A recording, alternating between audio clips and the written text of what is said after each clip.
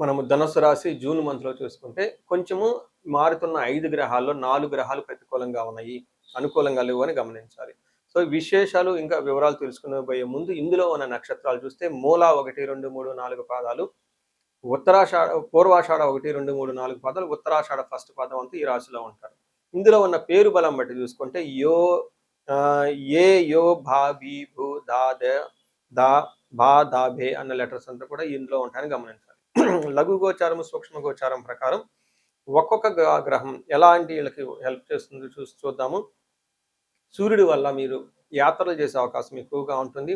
5వ స్థానంలో కుజుడు ఉండటం వల్ల అర్ధనాశనం, ధనాన్ని కోల్పోయే అవకాశం ఉంటుంది. 7వ స్థానంలో బుధుడు ఉండటం వల్ల విరోధం, అంటే మిమ్మల్ని ఏదైనా పని చేస్తే అందులో మిమ్మల్ని ఆటంకాలు పరిచే వాళ్ళు ఎక్కువ ఉంటారు.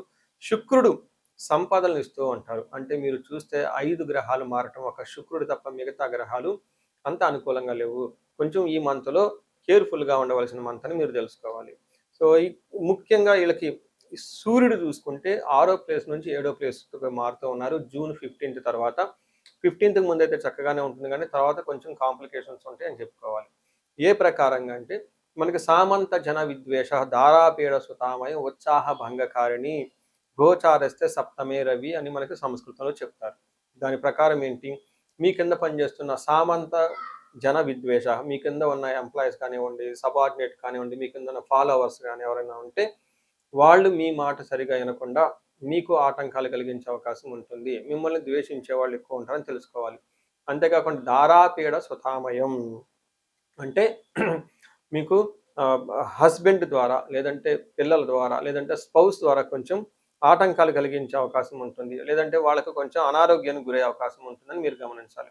దీనితో పాటు ఉత్సాహ భంగకారిణి, మీరు ఎనర్జెటిక్‌గా ఏదైనా పని చేద్దాం అనుకుంటే మీకు అన్ని ఆటంకాలు కలిగే అవకాశం ఉంటుందని గమనించుకోవాలి.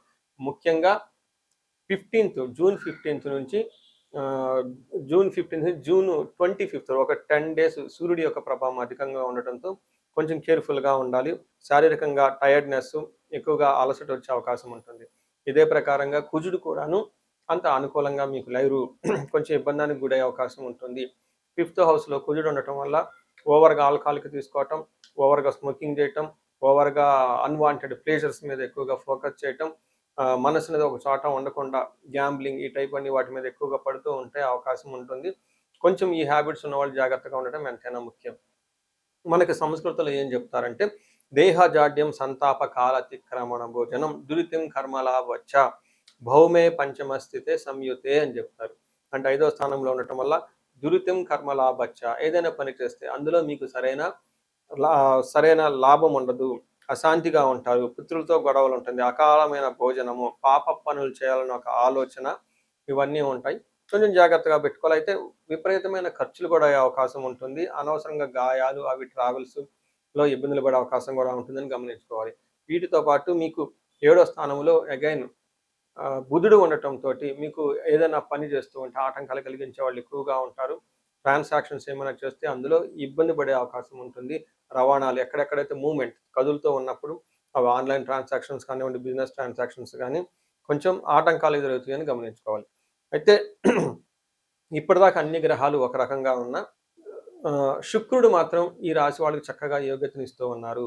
అంటే అది చుట్టూ మనకి కారు చీకట్లో ఉంటే ఎక్కడో ఒక వెలుగు మనకు కనిపించినట్లుగా ఈ శుక్రుడు మాత్రం చక్కగా మీకు ఫైనల్‌గా ఒక మంచి వెలుగునైతే తీసుకొని వస్తూ ఉన్నారని చెప్పుకోవాలి. రకరకాల ట్విస్టులతో సినిమా అంతా అయిపోయి లాస్ట్‌లో శుభం పడినట్లు వీళ్ళకి ఈ మంత్ అంతా కొంచెం ఏమంటారు అప్స్ అండ్ డౌన్స్ ఇబ్బందులతో ఉన్నా గానీ బట్ లాస్ట్‌లో శుభప్రదంగా ఉంటుంది.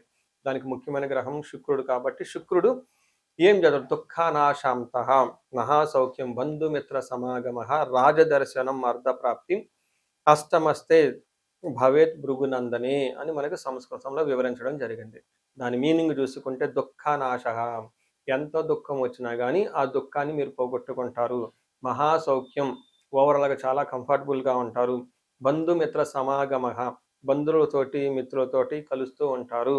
రాజదర్శనం ప్రాప్తి, హైయర్ అఫీషియల్‌ని కలవటము, రాజకీయ నాయకులు వాళ్ళని కలవటం, రాజకీయ నాయకులుగా అయితే వాళ్ళపై అధికారులను కలవటము, ఇలా పై ఉన్న ఎవరైతే వాళ్ళ పై స్థాయి వాళ్ళు ఉన్నారో వాళ్ళతో చక్కగా కలిసి వాళ్ళతో సంప్రదింపులు చేసుకొని కావాల్సిన పనులన్నీ రాబట్టుకునే అవకాశం చాలా ఎక్కువగా ఉంటుంది. అర్ధ ప్రాప్తి, ఫైనల్‌గా కీర్తి, గౌరవము, అభివృద్ధి సంపదలు వస్తాయని గమనించుకోవాలి.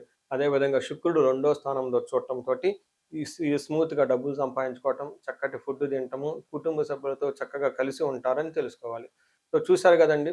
ఇప్పటిదాకా అన్ని గ్రహాలు ఇబ్బంది పెడుతున్నా, శుక్రుడు మీకు లాస్ట్‌లో ఒక మంచి ఉత్సాహకరమైన వాతావరణాన్నిచ్చి మంచి జేస్తారని మీరు గమనించుకోవాలి. సో, ఈ ప్రకారంగా మీరు ఈ మంత్ కొంచెం ఆలోచించుకొని ఇంపార్టెంట్ పనులేమైనా ఉంటే పోస్ట్‌పోన్ జేసుకుంటే చాలా బెటరు. అయితే అప్పటిదాకా జరుగుతున్న రొటీన్‌గా చేసే పనులు మాత్రం యాజ్ ఇట్ ఈస్‌గా చేస్తూ ఉంటే సరిపోతుంది. సో, ఈ రాశి వాళ్ళకి పరిహారాలు చూసుకుంటే, వీళ్ళకి నవగ్రహ ఆరాధన చాలా ఇంపార్టెంటు. మహాన్యాసపూర్వక ఏకాదశి రుద్రాభిషేకం చక్కగా ఇంట్లో చేపించుకుంటే ఏమైనా దోషాలుంటే పోతూ ఉంటాయి. అలా కాకపోయినా ఇంకా ఏదైనా ఒక వ్రతం గాని, హోమం గాని మీకు చక్కగా 15థ్ తర్వాత నిజ జ్యేష్ఠ మాసంలో ఏమైనా చేసుకుంటే చక్కగా కలిసొచ్చే అవకాశం ఉంటుంది. వీలైతే ఎక్కువగా వెకేషన్‌కెళ్ళండి. ఆశ్రమాలకి, మఠాలకి అక్కడ కొంచెం టైమ్ స్పెండ్ చేస్తే బాగుంటుంది.